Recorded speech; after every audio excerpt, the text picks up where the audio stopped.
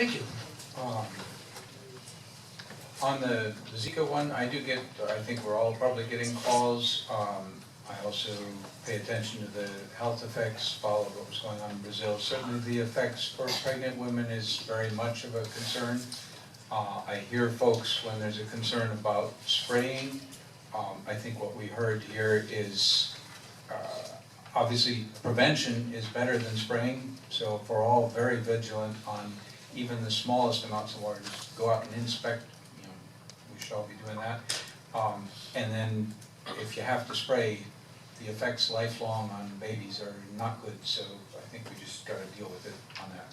And it's very focused spraying. My other comment, totally unrelated to Zika, is we had a recent meeting on streets and bonds to fix the streets, and I just wanted to be clear what my position on that is, because the meeting got kind of a little bit short. And my position is very clearly, it has been for a long time, that we have a problem with our streets. I'm all in favor of fixing the streets, but it is my job, as I perceive it, to make sure that our property owners, who will be footing the bill for whatever the bill is, get the best deal possible, and that we make sure that we know what it is that we're getting before we sign on to pay for it, and that we have explored. So there's a couple pieces. Yes, the streets need fixing, get the best deal for property owners, that we've explored all possible ways of financing it, so we know that what we're doing is the best possible thing, and to make sure that when we have an opportunity, when we're tearing up all the streets, or all the streets that we're going to tear up, that we optimize for not only streets, but all the other things that concern our community. What streets do in our community in terms of heating the place up, causing noise, making it harder for people to open their windows, for ventilation, all sorts of things, that we keep those consciously in mind as we do that. Because we only get to spend the 40 million once, so make sure that we have a plan with that. That's my position on that. Vice Mayor? Thank you. A couple of things real quickly. City Manager. Yes, sir. Code related. Yes, sir. Big orangish beige building on Dixie Highway across the street, up a block or so. Got all kinds of graffiti on it. It's been there for a week or so. That just I mean, show. No, it's been there. It's been a week. Yeah. What are we doing about that? I noticed. At least what you've been seeing with the report. We took the report the next day. The owner declined to have our graffiti buster paint it. They want to do it themselves, and we can't therefore paint it if they want to do it themselves. But they said they were going to do it quickly, and it's still there. We'll follow up with. It's a 500 block, I believe, or 600 block. Can't miss it. Well, on the subject of graffiti, Captain Baird likes to chime in here. How are we doing? I haven't seen a whole lot throughout the city. It's been a lot less, and we paint it typically within. Do you mind coming up here, because the people at home can't hear you? You need to be on the microphone, thank you. Come on down. There's been a lot less lately. It's one of my pet peeves when I drive around the city. I've seen a lot less, which is a good thing, and our typical turnaround has been 24 to 48 hours to get it painted out if they want us to. If they don't want us on the property, we can't trespass either. So I'm hoping he paints it sooner than later because it's really obvious. Also, while you're standing there, I'll take this quick opportunity. I know there's been some emails circulating from your detective, one of your detectives, with respect to homeowners who may have surveillance cameras on the exterior of the property, basically reaching out to the community and asking folks that may have that type of a system to voluntarily identify themselves, so the SO, if necessary, can reach out to them if something happens in their neighborhood that video may have caught part of it. Could you tell us a little about that? Yeah, that's a great idea that Detective Donovan had. It's voluntary. It wouldn't be a big brother type of thing. They spend a lot of their day tracking down video because a lot of times the owners don't know how to download it for the road patrol deputy, and we run into those issues where the detectives spend valuable time. They could be pursuing bad guys, just doing technical things like trying to get the video downloaded. And there's real-time things where we would love to see if there's a vehicle description or something of a crime that just occurred and we don't see it for a day or two, and it's too late. So that's the future.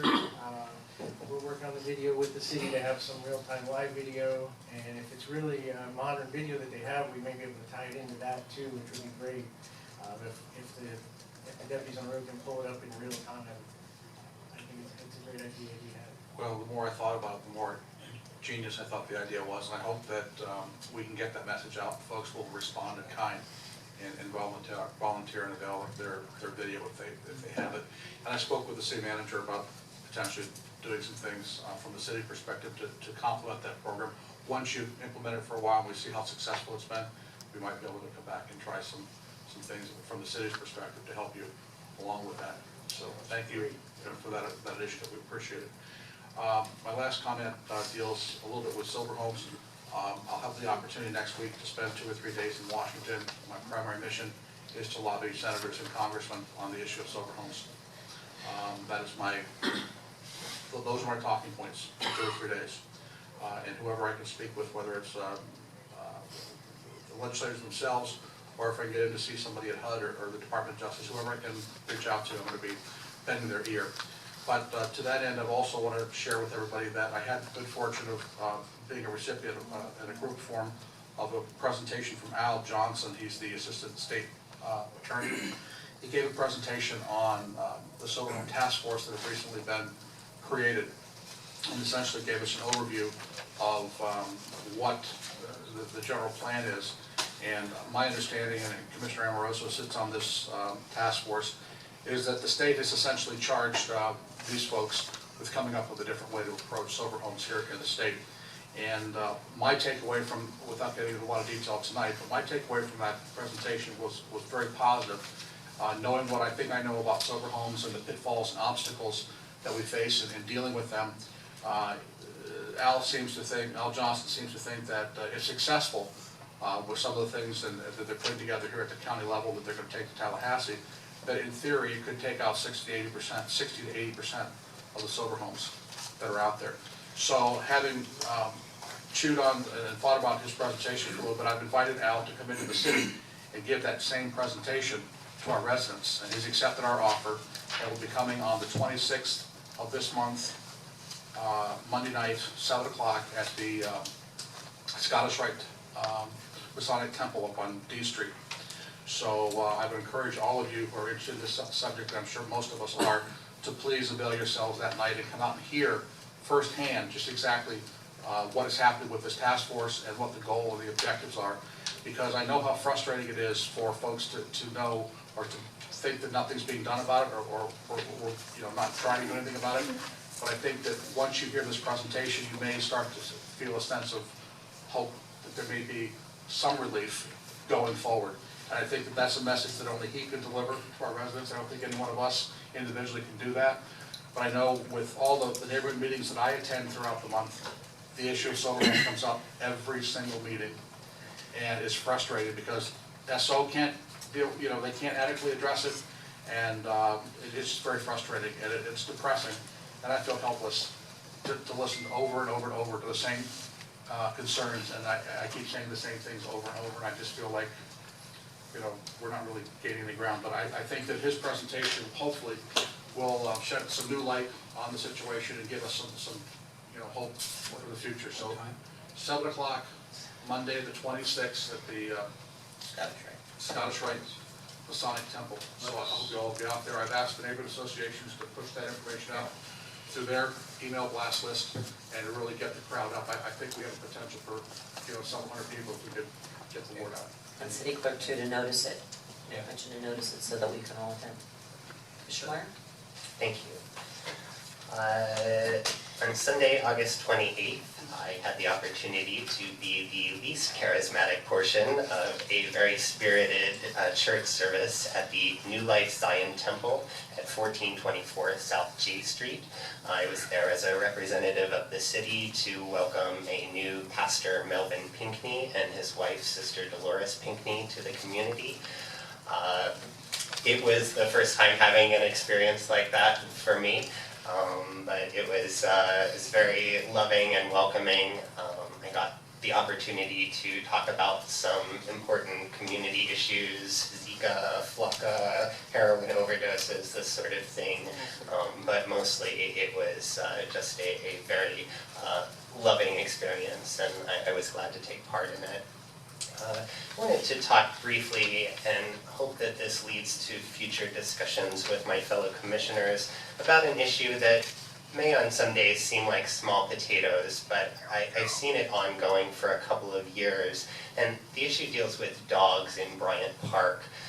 Somewhere, I believe it was around 2010, Bryant Park, which used to not allow dogs at all, started allowing dogs, but on leashes, and has signs up all over the place that says your dog is supposed to be on a leash. But anyone that goes there in the middle of the day can tell you that Bryant Park is being used like a dog park, and there are loose dogs there everywhere. I think as a city we need to look at the situation, decide whether we want this portion of Bryant Park to actually be a dog park, and if we do, we need to regulate it, have areas for small dogs, have areas for large dogs. Or if we don't want it to be a dog park, we need to enforce the rules there.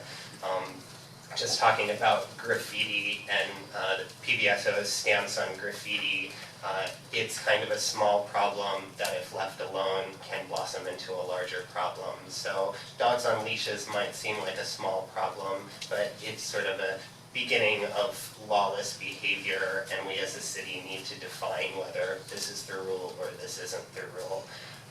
And it does create a problem for, there are a lot of dog owners in the city, me included.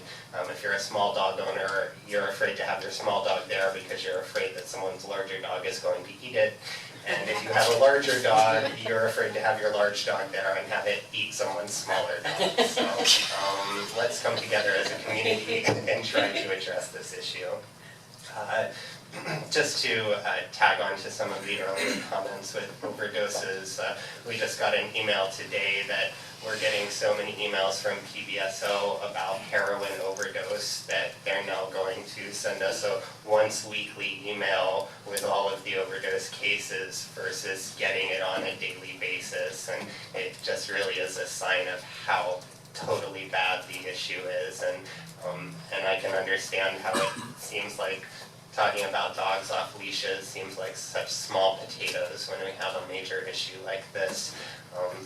So again, I hope that we can come together, get through whatever our differences are, because this is an issue that affects all of us. And just lastly, I have an appointment to the Sister City Board on tonight's agenda.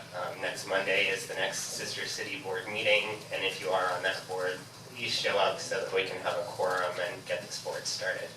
Thank you very much. Thank you, Commissioner. Commissioner Rosa?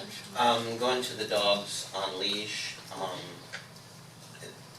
I totally agree with you that we need to have some conversation, because I get a lot of calls, people not feeling safe with their children in Bryant Park.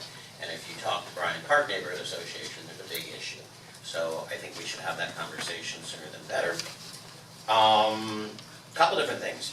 If you haven't been to the beach lately, there's new sunscreen, little kiosks where you can go and get sunscreen. I thought that was the coolest little thing. I didn't know it happened.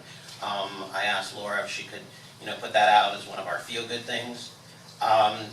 Going back to sober homes, yes, I sit on the sober home task force. We met for our second time last week. I also sit on the heroin task force, and that task force, we actually have a subcommittee that we met this week because we identified what do people do after they OD. It's a big burden to the hospitals, it's a big burden to the street, because they just go right back to where they came from. So this subcommittee is actually looking at where we can get temporary housing to house them and get them back into whatever system they need to go back into, whether it's flying them back home. There's just a lot of issues with that. So that came from the heroin task force. I was happy to attend the Royal Poinciana Neighborhood Association this week and speak to them. On the September 26th, I will actually be at Bryant Park, so I cannot be there to hear Al Johnson. But again, the Vice Mayor was point on when Al Johnson can explain it. He's the second next to Dave Ehrenberg, and he sits in all our meetings, he directs our meetings, and he's the one that will actually be presenting to Tallahassee when we come up with something. So I think that's a great thing. I'm the liaison to the arts and entertainment, so we've got a lot going on. Art Al Fresco is our art event that happens up at the beach. Our next one is September 17th. There's going to be once a month, all the way through December. We've worked on Hollow Scream, which is our Halloween event. It's going to be, again, both Friday and Saturday. Friday will be trick-or-treating on the avenue, more of a children's night, costume contest. Saturday will be a little bit more adult-oriented with pub crawls. And then in November, first-time event with the CRA in the city and the Downtown Merchants is Day of the Dead, Saturday, November 5th, from 5 to 9 here at the Armory Arts Center. So we invite everyone out for that. Okay, I beg your pardon. and that's all I've got. Thank you, Commissioner Rissa. On the event side of it, Lake Worth Has Talent.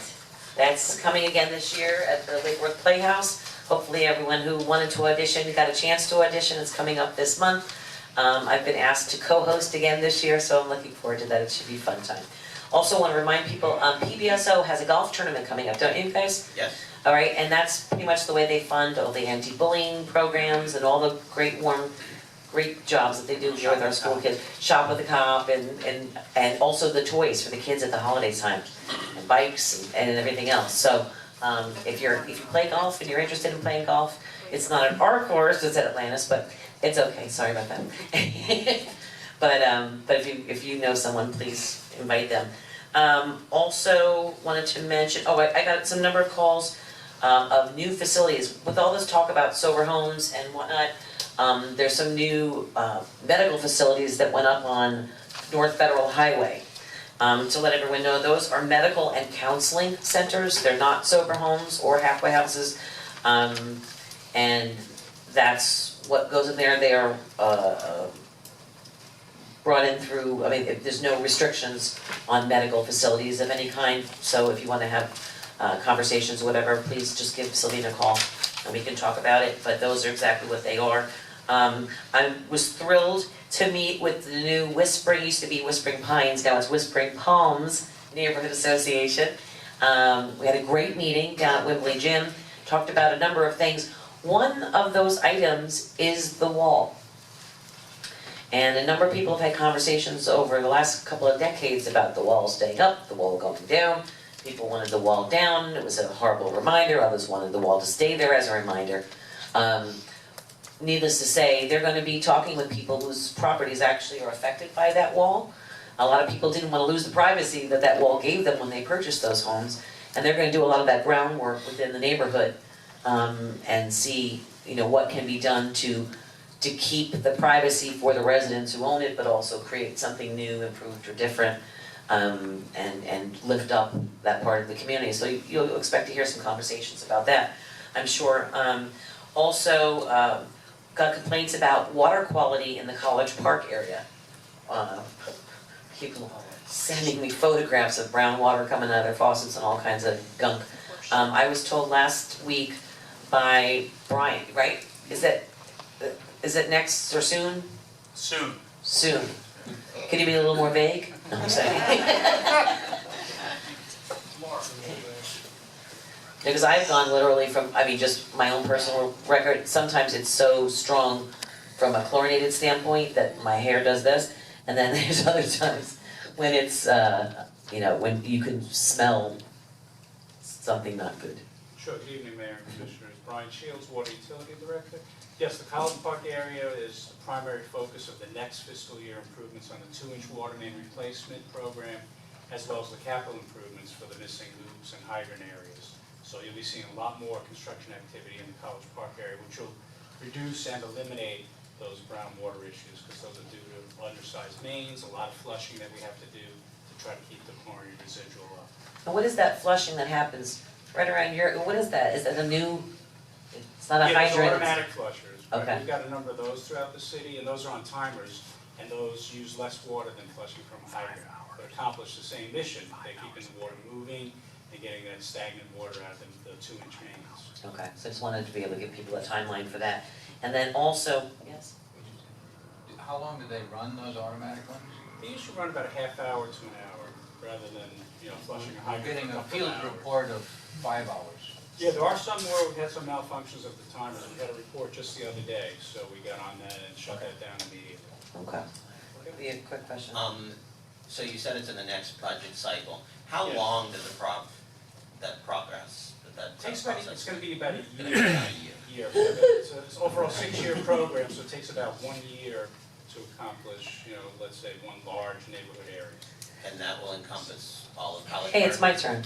I know, but Ask all my the time. district, sorry. Yeah, the first year of the program. Point of order. District 4 was primarily attacked in year 1, so year 2 coming up is mostly focused in the College Park area and elsewhere, but the majority of the work will be in College Park. Thank you.